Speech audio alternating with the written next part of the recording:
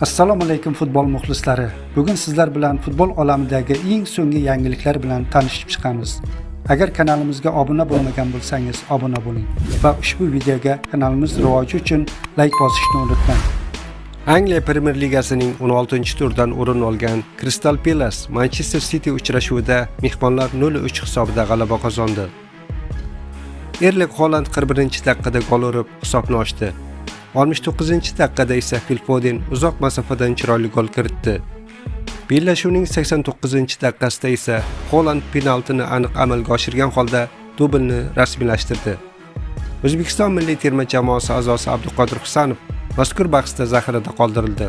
Shu tariqa Josep Guardiola shogirdlarining jamg'argan ochkolari soni 36 taga yetdi va shaharliklar turnir jadvalida 2-o'rinda bormoqda.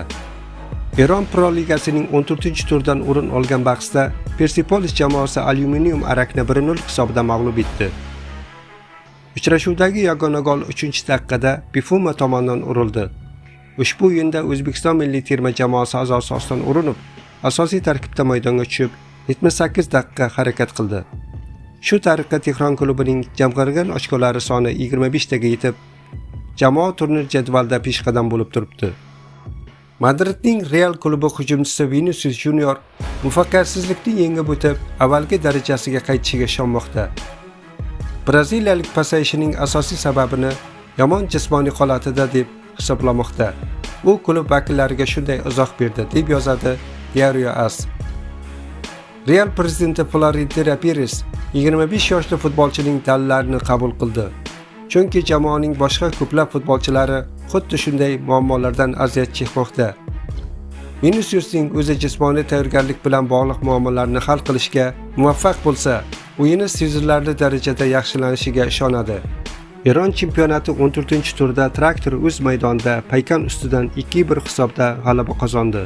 Dastlab 6-daqiqada mehmonlar Shahin Tavakkolining golli evaziga oldinga chiqib olgan edi. Mezbonlar safida Amir Husayn Husaynzoda va Mehdi Hoshimnajot tomonidan kiritilgan gollar irodali g'alabani ta'minladi. Traktor safida hamyurtimiz Odilxon Rabikov to'liq harakat qildi. Amaldagi chempion 21 ochko bilan turnir jadvalida 3-o'ringa ko'tarildi. Nasaf klubi tayanch yarim himoyachisi Murod Rahmatov mashg'ulotlarga qaytdi. Qarshi klubi hozirda Osiyo Chempionlar Ligasi elit musobaqasi 6-tur doirasida Saudiya Arabistonining Al-Ittiqod jamoasiga qarshi tayyorgarlikni davom ettirmoqda. Ushbu mashg'ulotlarda Rahmatov ham qatnashmoqda. Eslatib o'tamiz, 23 yoshli Xavbek Qizilqumga qarshi o'yinda jarohat olgan edi. Argentina terma jamoasi Argentina futbol assotsiatsiyasi atrofidagi korrupsiya janjali fonida 2026-yilgi jahon chempionati ishtirokchilari safidan chiqarib yuborilish xavfi ostida qolmoqda. Bu haqda La Nación nashri xabar berdi.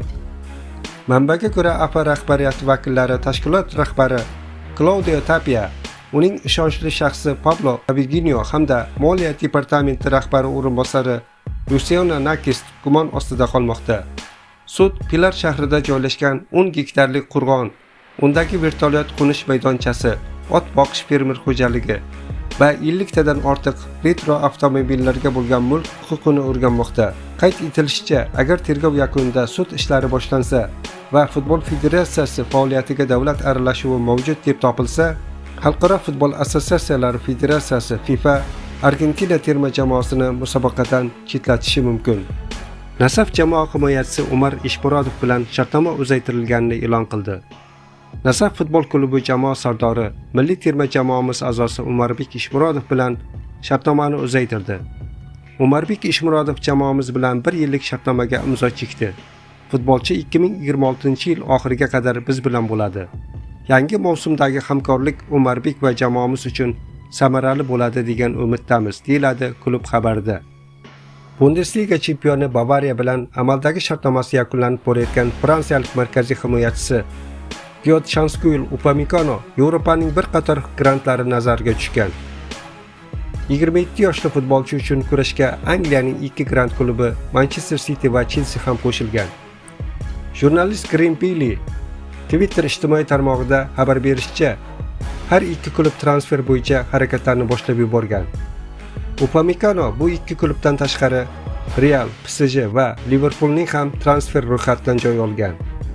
Bavariya rahbariyati esa tajribali himoyachini klubda qolishga ko'ndirishga urinilyapti. Manchester City tarkibidagi eng katta raqobat himoya markazida yuzaga kelgan. Odatda aynan mana shu pozitsiyada o'ynashi kerak bo'lgan Abduqodir Husanov ham joy tegmayotganligi bois o'ng qanot himoyachisi vazifasida ixtisoslashiga to'g'ri kelmoqda. Shunga qaramay Josep Guardiola Transfermarkt portali tomonidan 60 million yevroga baholangan markaziy himoyachini erkin agent maqomida bepul olish imkoniyatini qo'ldan chiqarmoqchi emas.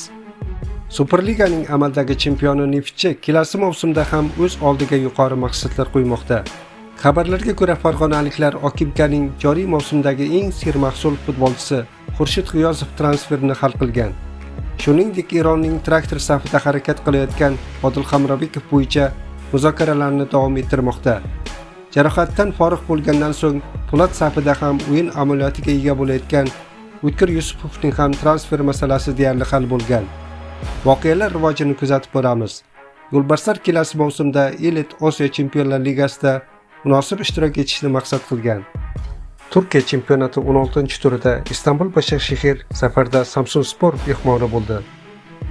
O'yin Samsun shahridagi 19-may stadionida o'tkazildi. Istanbul Başakşehirning 2-0 hisobidagi g'alabasi bilan yakunlangan o'yinda hamyurtimiz Eldor Shomurodov gol va assist qayd etdi. Eldor dastlab 66-daqiqada o'zi gol urgan bo'lsa, 83-daqiqada Bert O'zguyerning goliga assistentlik qildi. 87-daqiqada u esa almashtirildi. Yana bir hamyurtimiz Abbosbek Fayzullayev esa asosiy tarkibda maydonga tushib, 67 daqiqa harakat qildi. Istanbulliklar bu g'alaba evaziga 3 pog'ona yuqoriga ko'tarildi va 20 ochko bilan 8-o'ringa joylashdi.